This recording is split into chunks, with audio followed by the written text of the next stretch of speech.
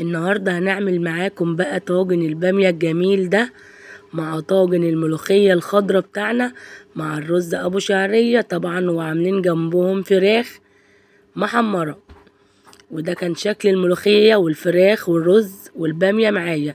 يا رب يا رب يعجبكم وصفاتي. اللي اول مرة يشوفني ويتابعني، انا مطبخ ام هاجر. اوعى ينسيني بالاشتراك في القناة وفعلي الجرس يوصلك كل حاجة بعملها. اول حاجة انا معايا الفراخ طبعا غسلاها ومنضفاها تمام. وانا بقى بعملها ازاي لما اكون هعملها بشوربة؟ انا بعملها بالطريقة دي، بشوحها على طريقة امي، وبحط فيها بصل، ورق لوري، فلفل اسود، جوز الطيب شويه مع الشوربه. طبعا معايا الملوخيه الخضراء مقطفاها وغسلاها وحطاها في المصفى، وطبعا الباميه الخضراء الجميله بتاعتنا زي ما انتوا شايفين. اول حاجه معايا بصلايه مقطعاها بالشكل ده مع معلقه زبده، وهحمر البصلايه دي. انا كده بعمل الصلصه بتاعتي الباميه. هخلي البصلايه تحمر معايا حاجه بسيطه، مش هحمرها قوي.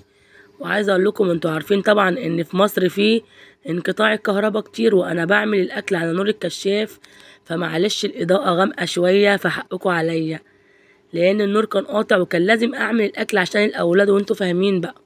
طبعا معايا الفراخ بتتشوح اهيت تمام كده. بنعمل بقى البصلايه بتاعه الباميه. هحمر البصلايه، هخليها صفرة كده، مش هحرقها، هخليها صفرة تمام لون الذهبي كده. وهنزل عليها بالقوطة. معايا كيلو من القوطة، ضربتها في الخلاط ونزلت على البصلاية تمام كده. هسيبها تاخد غلوة. بص شكل القوطة حمرا وجميلة معايا. تعالي نبص على الفراخ كده. خلاص الفراخ بتاعتي هنزودها بقى المية. ممكن تغلي المية وتنزلي عليها بالفراخ، بس انا بحب اشوحها كده على طريقة والدتي، ربنا يخليها لي يا رب. بشوح الفراخ الاول وبنزل عليها بالميه كده. خلاص الصلصه معايا اتسبكت. هنزل بالباميه بتاعتي. انا على فكره مش بسلق الباميه، انا بحطها كده خضره في الصلصه وهي بتستوي. وبكون محضره معايا فصين من الثوم، واكون هرسهم مع قرنين فلفل اخضر حامين تمام كده. واقوم نازله عليها بالثوم والفلفل. عايزه اقول لك ريحه الباميه جميله جدا جدا جدا. تسبيكه الباميه جميله وريحتها عايزه اقول لك روعه تمام كده. هغطي عليهم واسيبهم بقى يستووا كده. خلاص الفراخ استوت معايا كده تمام. هطلعها بقى من الشوربه واحطها في الشوايه بقى تتشوى، تحمر معايا في الشوايه كده. هي خلاص عايزه اقول لك الشوربه ريحتها برضو جميله جدا. تعالوا بقى نعمل شويه رز جنب الباميه. في ناس بيحب ياكلوا البامية بالرز، وفي ناس بيحبوا ياكلوها بالعيش. احنا بنحب ناكلها بالرز. معايا طبعا معلقتين زبدة مع شوية زيت. طبعا يكون زيت، اي زيت ذرة اي حاجة، ما يكونش زيت له ريحة عشان ما يبقاش ريحته في الرز. هحمر الشعرية معايا بالشكل ده كده. وعلى طول تقلبي في الشعرية لانها بتتلسع بسرعة، عشان ما تبقاش معاكي واحدة وواحدة. تفضلي تقلبي فيها عشان كلها تبقى لون واحد.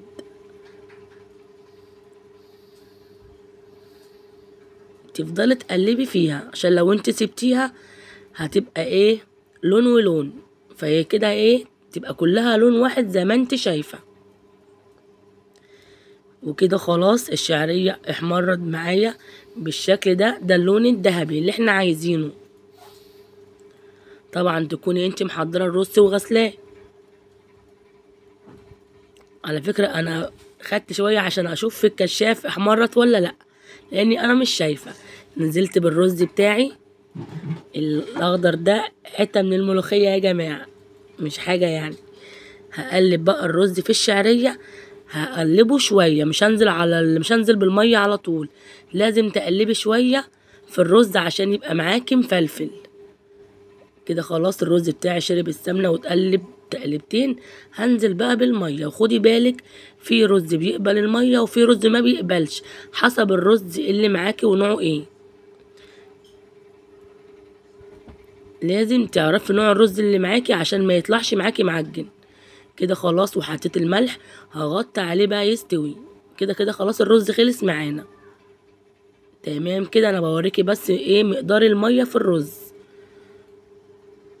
تعالي نبص على البامية بقى. كده خلاص البامية قربت تستوي معايا زي ما انتوا شايفين.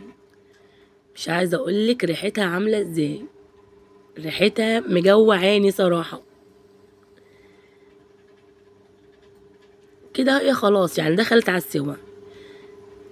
شير كومنت على قولوا تعليق حلو كده ليا، شجعوني يا جماعة، الله يبارك لكم يا رب.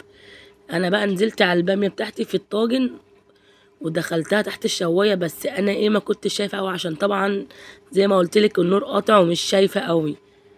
وكده خلاص الملوخية خلصت معايا والفراخ خلصت معايا. طبعا احنا هنعمل الملوخية، احنا مش عارفة الفيديو ما تظبطش قوي.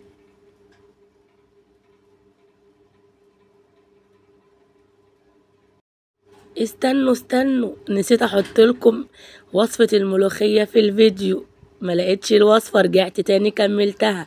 طبعا معايا الشوربة، طبعا كنت مجهزة الملوخية وهنزل بالملوخية في الشوربة. انا كنت ناسية الفيديو يا جماعة فقلت احطه لكم، معلش هو جاي في اخر الفيديو. طبعا الشوربة بتاعتي غليت، نزلت عليها بالملوخية. طبعا الملوخية هتغلي معانا كده غلوتين. زي ما انت شايفة الملوخية خضرة وجميلة، وعايزة اقولك ريحتها ما اقولكيش، روعة روعة. لكل محبين الملوخية، احلى ملوخية خضرة عندهم مهاجر. تمام كده، هتقلبي الملوخية عشان التكتلات دي. وكده هي خلاص غلت معايا غلوتين. هركنها بقى على جنب عشان نعمل ايه الطشة بتاعتها، طشة الملوخية. زي ما انت شايفة الملوخية جميلة جدا. معايا طبق، سيبكم بقى من الطبق وشكل الطبق ده بينفع في المهمات. نزلت عليها براس من التوم هرساه مع ايه كزبرة ناشفة.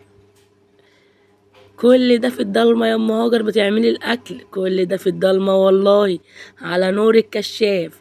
هنحمر التومة بتاعتي، وعايزة اقولك ريحة التومة مفحفحة مفحفحة. تمام كده، هخليها تحمر معايا.